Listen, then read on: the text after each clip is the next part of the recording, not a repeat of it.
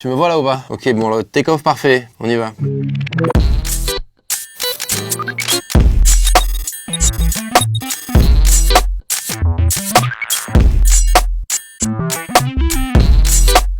Alors j'ai grandi à Hossegor dans les Landes. Mon père il avait un club de plage aux Estagnos, c'est une plage donc à Seignos, Hossegor. Et c'est là où j'ai appris à nager, à me faire rouler dans les vagues. Et il m'a acheté une planche de surf à 7 ans et j'ai commencé à faire du surf à ce moment-là.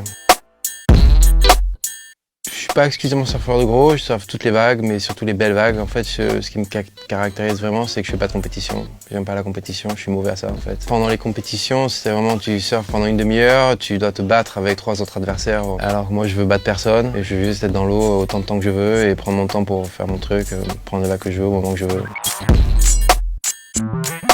En fait, il y a deux aspects. D'abord, tu commences à te préparer toi physiquement. Seulement, je fais de l'apnée, fractionné, ce genre de choses, de la boxe, donc je prépare mon corps. Et après, ouais, tu prépares ton équipe avec qui tu vas aller, ton matériel. L'attente de la vague aussi, ça peut durer des heures. Et surtout, ce qui est vraiment stressant, c'est ok, on y va, on y va pas, on y va, on y va pas. La particularité de ce spot, c'est l'endroit où il y a les plus grosses vagues au monde, c'est sûr et certain. C'est un endroit très dangereux où on peut se noyer. La journée a commencé pas mal, c'est-à-dire que les conditions étaient vraiment parfaites. J'ai pris une très belle vague. Au moment où après on a arrêté, on a décidé de rentrer au port. Puis on repart au spot et là, transformation générale du spot. Les vagues avaient doublé, voire triplé. Le vent était beaucoup plus fort. J'avais pas bu une goutte d'eau, pas mangé, rien. Et on a tenté sur la plus grosse vague de la journée. Il y avait tellement de vent et la vague était tellement grosse que j'ai jamais vraiment réussi à descendre. Enfin, mal pour un bien, parce que si j'étais arrivé jusqu'en bas, la vague serait tombée dessus, tu vois, la lèvre serait tombée sur moi.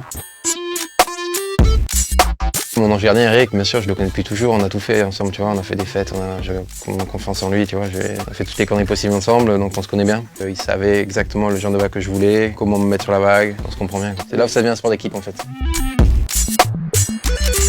On aime ça. Puis après, il y a plein de vagues différentes. Il n'y a pas que Nazaré, tu vois. Il y a des vagues comme Chopo, des vagues comme l'Irlande, à Mulagmore. C'est des vagues tubulaires.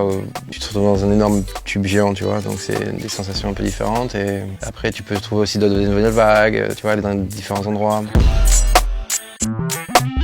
Bon, ça, faut pas mal interpréter, tu vois. Mais je fais pas de compétition, donc je suis pas obligé d'aller sur les compétitions. J'ai pas un calendrier chargé. Et c'est à moi de produire et de faire vraiment ce que je veux pour. J'ai la chance de faire ça, tu vois. On crée notre propre contenu avec zéro contrainte. Ouais, c'était, je sais pas, c'est une comédie de base, tu vois. D'ailleurs, les meilleures vagues de France sont pas là, je te dirai pas exactement où, mais elles sont vers Nice. Donc, brise de Nice, c'est pas tant de conneries que ça quand même.